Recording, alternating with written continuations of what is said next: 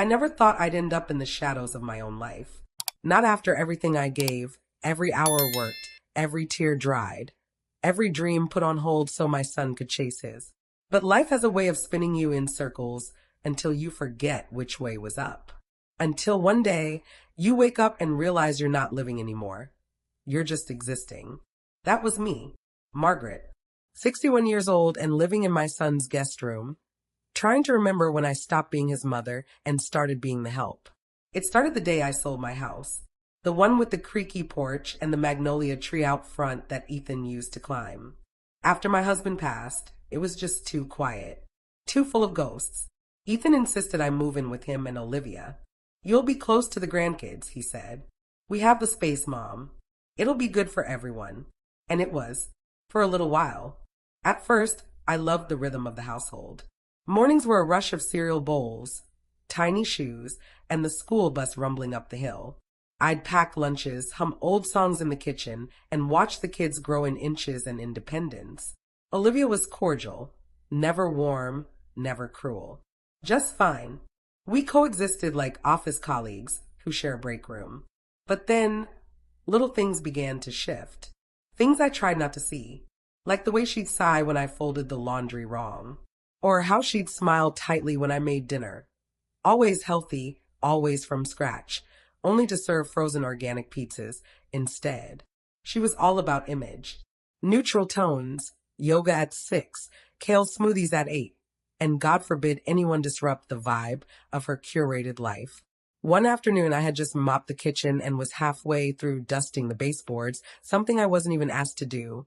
But I liked keeping busy. When Olivia walked in, looked around, and said, Margaret, do you mind not using lemon-scented cleaner? It's a bit aggressive. We try to keep things more natural.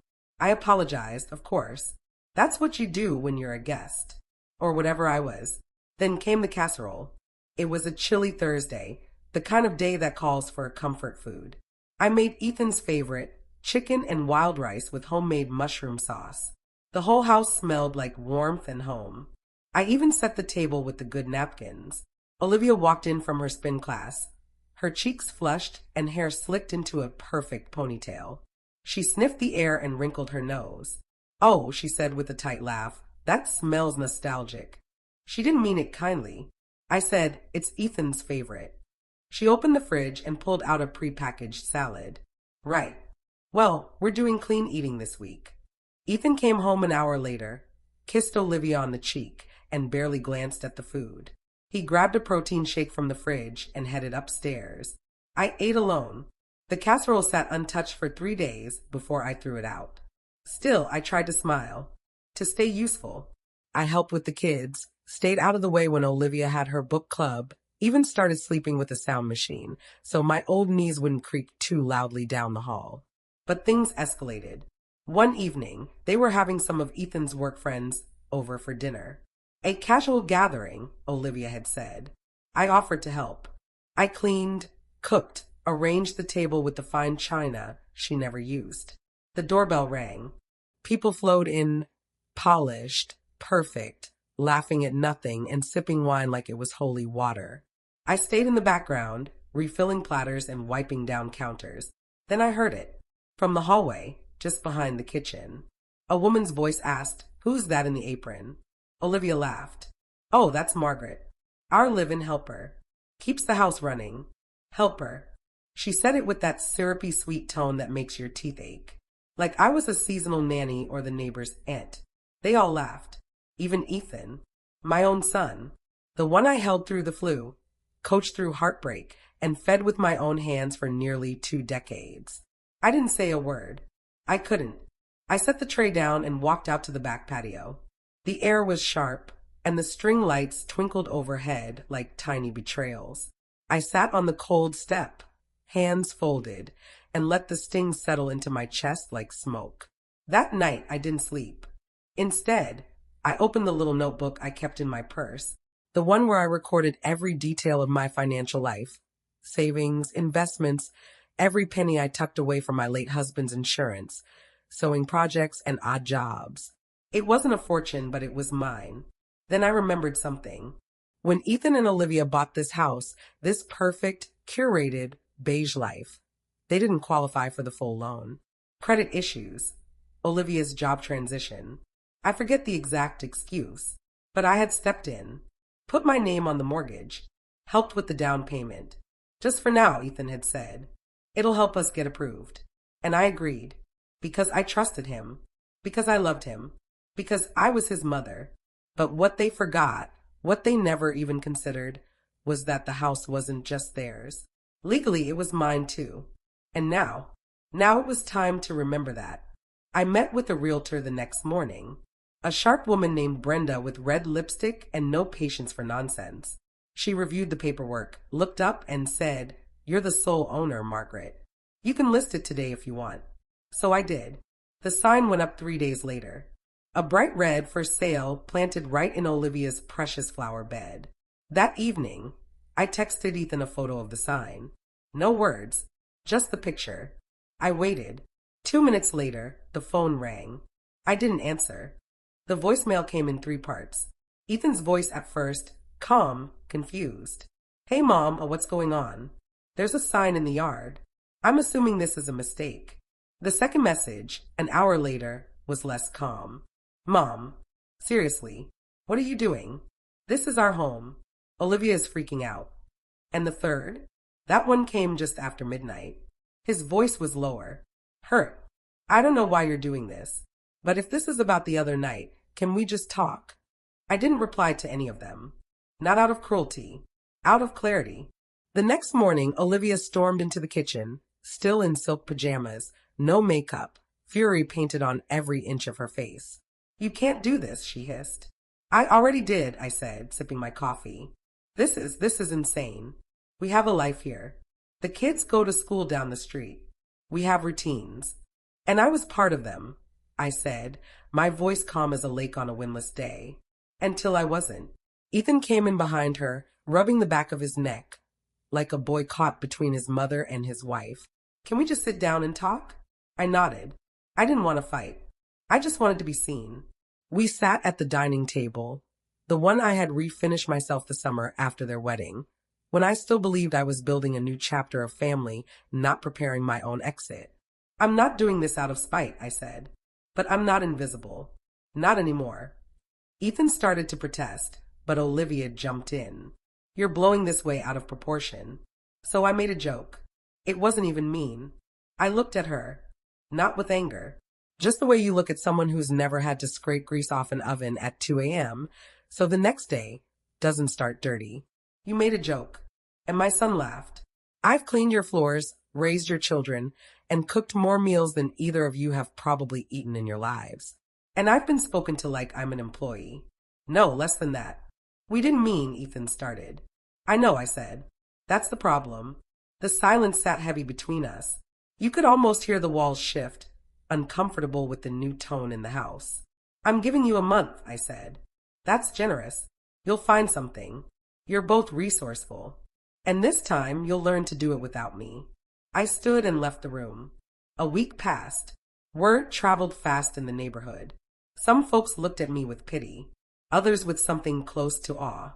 Brenda, my realtor, said she hadn't seen this much interest in a property since the lockdown surge. She smirked when she said it, as if she knew this was about more than real estate. Ethan tried again. One afternoon, he found me on the porch, pruning the little rose bush I had planted my first spring here. "Mom," he said, "please, think about what you're doing." I didn't look up. "I have, for years. Where will you go?" "I've got plans." "Don't do this," he whispered. I turned to him then, really looked at him, my boy, now a man, whose eyes I used to see fill with wonder when I made blueberry pancakes in the shape of dinosaurs. "You let her treat me like a stranger in the home I helped pay for. And you did nothing." He looked away. I let the silence do what words couldn't. Later that week, Olivia started packing. Loudly, dramatically, slamming drawers and muttering about lunacy and ungodly injustice. The kids were quieter. Confused, maybe. I sat with them one night, told them Grandma was just moving on. "Sometimes," I said, tucking their blankets under their chins, "you have to remind people you're still here." I kissed their foreheads. I didn't cry until I got to my room. 2 weeks later, The offer came in above asking. Clean, no contingencies. Brenda called, giddy. You did it, Margaret. You really did it. I looked around the house, at the walls that had heard my laughter and my quiet heartbreak, and I smiled. I'm not done yet, I said. The movers came on a Thursday morning. It was raining, a soft, misty drizzle that made the porch steps slick and the driveway shine like glass. Olivia refused to look at me. She flitted through the house like a ghost with a clipboard, barking orders, making sure the movers didn't scuff her furniture. I stood in the kitchen with a mug of coffee and watched. She paused near the front door, a box labeled kitchen linens in her arms. You know, this is going to traumatize the kids. I raised an eyebrow. They'll be fine. Children are resilient. It's the grown-ups who struggle with change. She rolled her eyes and walked away. Ethan was quieter. He came into the kitchen once, hands shoved deep in his hoodie pockets. I know you think we were ungrateful. I didn't respond, because it wasn't about what I thought. It was about what I'd felt. And feeling unimportant doesn't need justification. I'm sorry, he added softly, not quite meeting my eyes. I let the silence sit between us, not to punish him, but to let him sit in the stillness he never noticed when I was always rushing around, filling it with casseroles and folded laundry and early morning school runs. He left without another word. By that evening, the house was empty.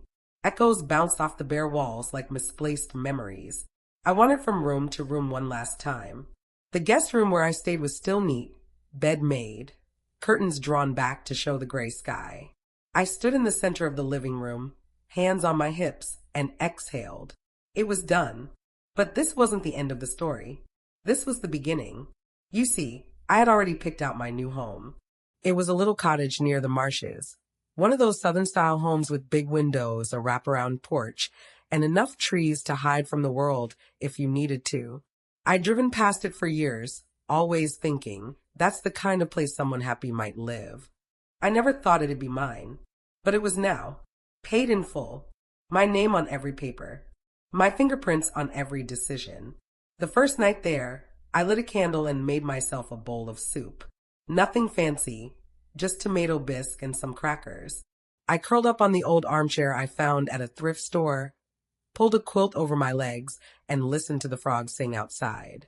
And for the first time in what felt like forever, I didn't feel like I was waiting for permission to exhale. I felt free. The next morning, I walked barefoot onto the porch with my coffee. The marsh stretched out in front of me, silver in the morning light, reeds swaying like dancers in the breeze. Birds flitted from branch to branch. A heron stood motionless in the water, so still it looked carved from stone. I pulled out my notebook, the same little black one I had used to keep track of dollars and cents, and I began writing something new. A list, not of chores or groceries, but of things I wanted to do. Plant roses, visit Savannah, take a painting class, host a dinner party with real linen napkins and no apologies. The list was long, messy, beautiful. That afternoon, I got a text from Ethan. We're moved in. The kids miss you. Can we visit this weekend? I stared at the message for a long time. Then I typed back, let me get settled first. I'll let you know when I'm ready. Because healing, I was learning, doesn't have a deadline. And respect? That wasn't something you begged for. It was something you built. Brick by brick, like a house. Or a new life. And mine was just getting started. The days rolled on quietly in my little marshside cottage. There was a rhythm to it that soothed the ache I didn't realize I'd been carrying. Wake with the sun, walk the trail behind the house, sit with a book I never finished before. I'd forgotten what silence felt like when it wasn't laced with resentment. But just because I found peace didn't mean the world stopped spinning. The first card came from Olivia. It arrived in a cream envelope with gold trim. Always trying to impress, even with stationery. Inside was a folded note with her tight, elegant handwriting. Margaret, I hope you're doing well. The kids miss you. We're adjusting, slowly. Ethan still can't cook to save his life. We'd love to visit if you're open to it. Olivia. No, I'm sorry. No mention of what had passed. Just a polite, calculated peace offering. I placed it on the mantel without responding. A few days later, Ethan called. I didn't answer the first time. Or the second. It wasn't punishment. I just needed space, and for once, I was allowing myself to take it. When I finally picked up, he was breathless, like he'd been practicing what to say. Hey, Mom. Hi, Ethan. I know you're mad. I let that hang there. But I miss you. The kids miss you. Olivia's trying. She really is. I sipped my tea. Is that why she called me the help? He sighed. She didn't mean it like that. I smiled, bitter and quiet. Funny how often people don't mean what they say. There was silence. Then, softly, you're right. I didn't say anything. I don't know what I'm doing, he added, his voice cracking just a little. With the kids. With work. With Olivia. I thought I had it all together. But now you're learning, I said, not unkindly. That's good. That's how it begins. Can I visit? He asked. Just me at first. I won't bring Olivia. Or the kids. I want to see you. I thought about it. Then I said next week. Bring coffee and be ready to garden. I've got roses that need planting. He chuckled, and I heard a bit of the boy I raised. Okay, deal. The following Thursday, he showed up in jeans and a sweatshirt I hadn't seen since college. He had coffee and a guilty smile. We didn't hug. We just started digging holes for rose bushes. We worked in silence for a while. Then he said, I should have stood up for you. Yes, I said. I was scared. Of conflict. Of upsetting Olivia. And what about upsetting me? His shoulders slumped. I didn't think. No, I said. You didn't. And now you are. That's something. We planted 3 bushes. Red, yellow, and a wild pink one that smelled like spring. When we finished, I handed him a cold glass of lemonade and said, you can come again next week. But you bring dessert. He laughed. Anything but your lemon bars. I still can't top those. You never could. That night, after he left, I sat on the porch and watched the sun set behind the marsh. The light turned gold, then lavender, then gone. The world was quiet again, but this time not empty. This time it was mine. Ethan started coming every Thursday after that. Like clockwork. He brought coffee and muffins the first week, cookies the second, and by the third, he brought the kids. He didn't ask. He just showed up with that familiar sheepish grin and 2 little voices chirping from the back seat. Grandma, they squealed, tumbling out of the car like puppies. I wasn't ready, but I opened my arms anyway. They smelled like juice boxes and crayons, sticky fingers, shiny eyes. They talked over each other the whole way up the walk. About school, about a new puppy at their neighbor's house, about how their dad burned the toast that morning. Olivia, I noticed, didn't come. And for once, that was a relief. We sat on the porch with lemonade and cookies, and I taught them how to whistle through a blade of grass. They called it marsh music. Later, I let them pick wildflowers and press them between wax paper. I told them I'd teach them how to make jam from the berries behind the house when they ripened. And they beamed. They called me their secret weapon. Ethan watched us from the steps, his eyes a little misty. He didn't say much. But when I brought out a pitcher of sweet tea and handed him a glass, he looked up and said, I don't know why I ever let them treat you like anything less than this. I shrugged. Sometimes you have to lose something to see what it really was. He nodded, staring out over the marsh. I don't want to lose you again. You're not a boy anymore, Ethan, I said. You don't just get to want. You have to act. Speak up. Take responsibility. I'm trying. I looked at him then, really looked, and saw a man grappling with who he'd become. And I softened. I know you are, I said. And trying counts for something. The kids wanted to sleep over that night, but I told them not yet. Soon, but not yet. I wasn't quite ready to give up the quiet. Not even for them. The next morning, I found a bouquet on my porch. Nothing fancy. Daisies, sunflowers, and a sprig of rosemary tied with twine. No card. Just a note tucked beneath the ribbon. For the roots that held everything together. E. I pressed the flowers in my journal. Right next to the list, I'd started the night I moved in. I added a new item. Forgive, slowly. That weekend, I painted the front door a soft yellow. I planted lavender by the walkway. I bought a second rocking chair and placed it next to mine, just in case. And then I did something bold. I framed the photo from Ethan's graduation. The one where he stood in cap and gown, and I looked 10 years older than I was because of all the double shifts and missed meals that got him there. I hung it in the living room, a reminder, not of sacrifice, but of strength, because for years they called me helper, background, extra, but I knew the truth now. I was the foundation, and I still stood. 2 weeks later, Olivia showed up. I heard her car before I saw it, tires crunching on the gravel, the soft ding of the door chime as she stepped out. She didn't knock, just stood at the bottom of the porch steps, arms folded over her crisp linen blouse like she was delivering a sermon. I didn't come to fight, she said. Good, I replied, because I've run out of energy for that. She took a cautious step forward, heels clicking against the porch planks. Ethan said you've been seeing the kids. I have. And you're just fine with that? I stared at her a moment, then gestured to the chair beside me. Sit, if you're going to talk. I don't like looking up to people who've looked down on me. She hesitated, but sat.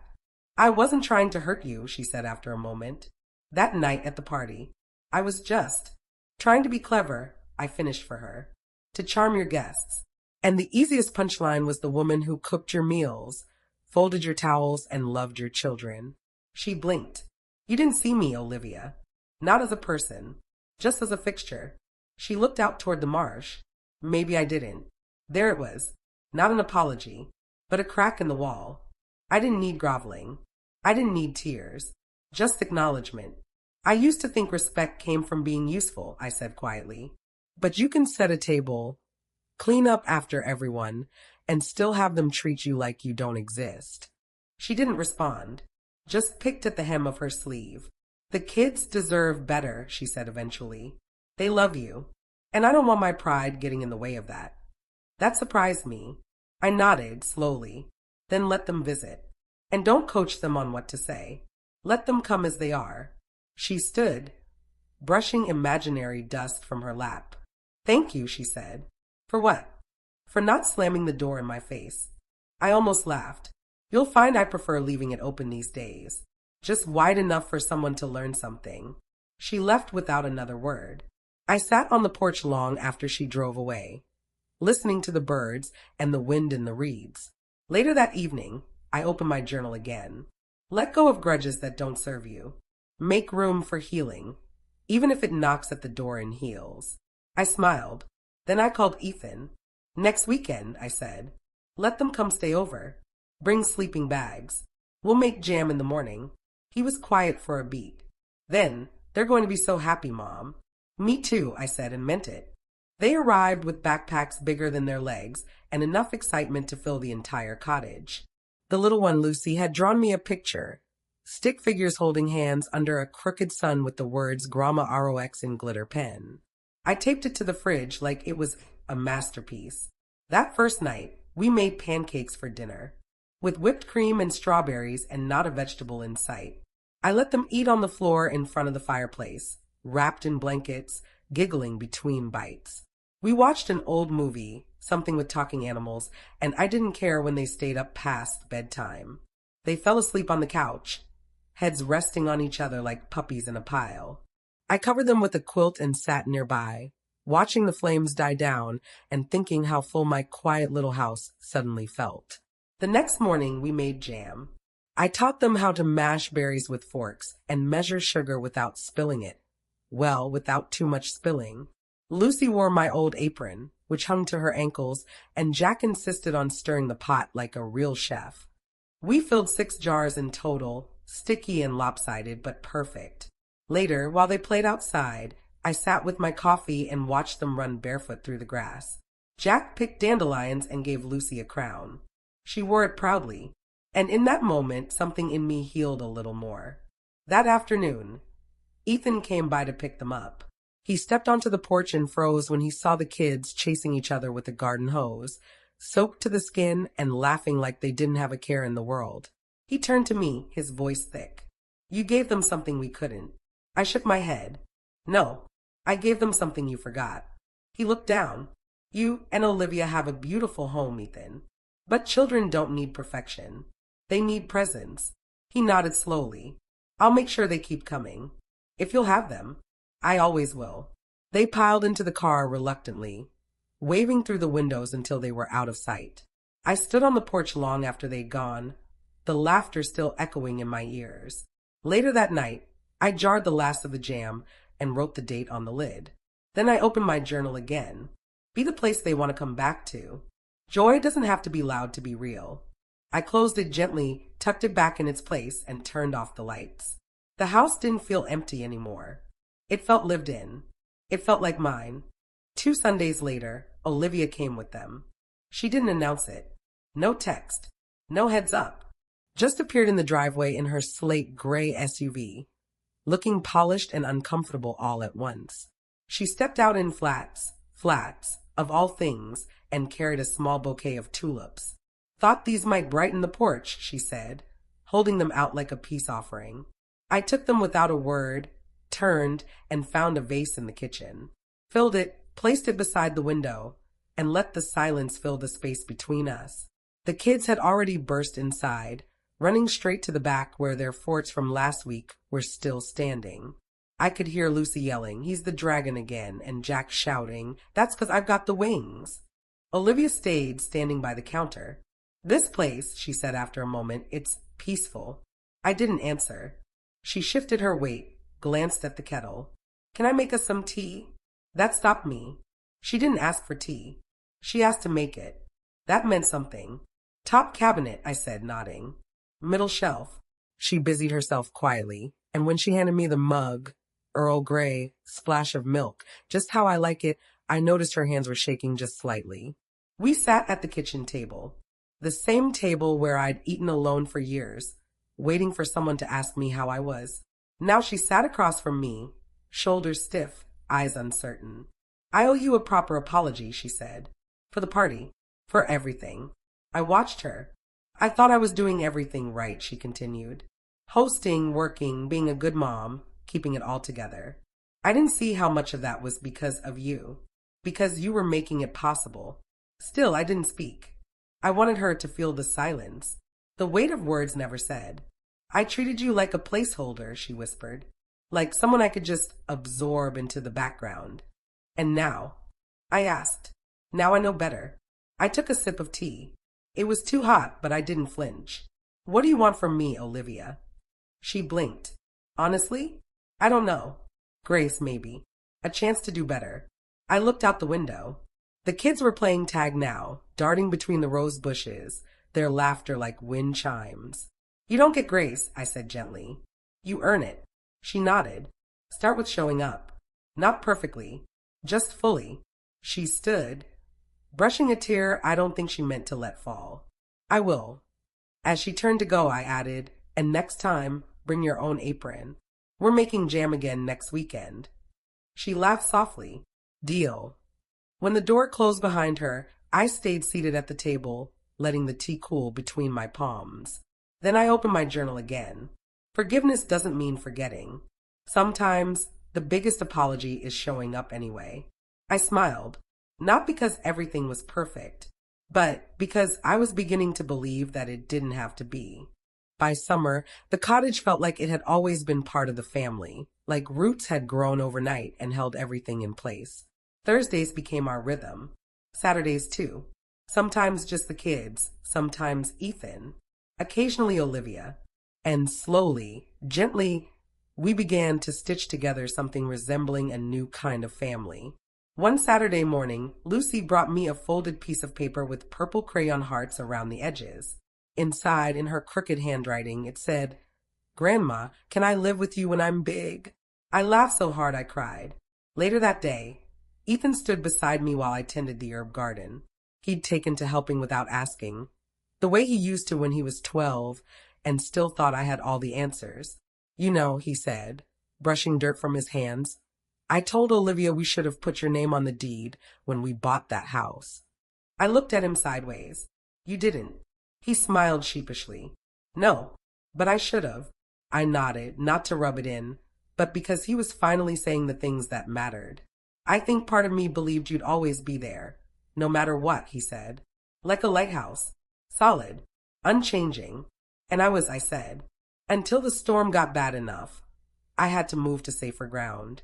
He paused, staring at the marsh beyond the fence. "Olivia's different now. Softer. The kids, they talk about you like you're magic. I wiped my hands on my apron. That's because I am. He laughed, and then quietly he said, "Thank you for not shutting us out. You're my son, Ethan. That doesn't change." But I had to change how I showed up. For you. For me. We sat on the porch after dinner, watching fireflies blink in and out of the shadows. Lucy and Jack lay on a blanket nearby, counting stars and whispering stories. "I think I needed to lose the house to realize it wasn't really mine," Ethan said. "You were the heart of it all along." The screen door creaked open behind us. Olivia stepped out holding 2 plates of lemon bars. "Truce offering," she said with a small smile. I took one, bit into it. "Too much zest," I said. She grinned. I figured. We sat together in the growing dusk, the 4 of us like a family learning how to be one again. Not from tradition, not from obligation, but from choice.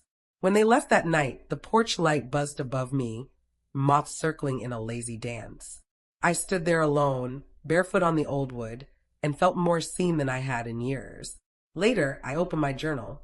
Families break. But if you're lucky, they also bend. And sometimes they come back better. The last line I wrote without even thinking. I didn't lose them. I found myself. I turned 62 the morning everything came full circle. It started just after dawn, the kind of morning where the sky still carries a bit of lavender and the birds are tuning their songs like an orchestra warming up. I hadn't even made it to the kettle when I heard the giggles, high-pitched, unfiltered, and unmistakably Jack and Lucy. I peeked through the curtain.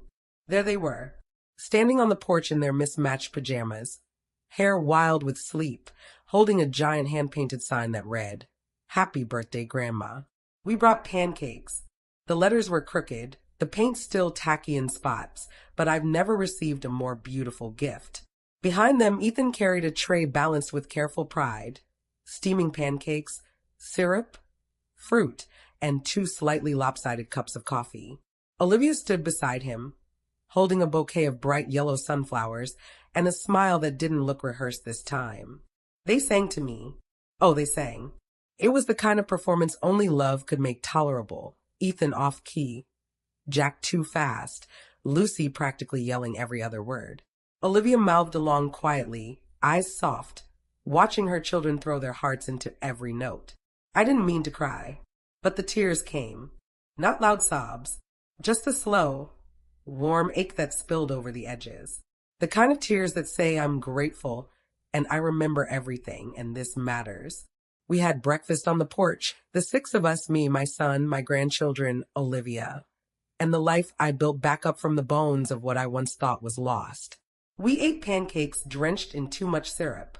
Lucy insisted I wear a paper crown she made out of an old cereal box and glitter glue. I wore it all morning. After the dishes were cleared, they handed me gifts, hand-drawn cards from the kids, a Queen of Jam keychain from Ethan, and a small box from Olivia. I opened it slowly, not sure what to expect. Inside was a silver bracelet. Simple, beautiful, engraved on the inside with the date. The day I moved into the cottage. I remembered, Olivia said quietly. That's the day you reminded us all who you really are. I touched the bracelet like it might dissolve.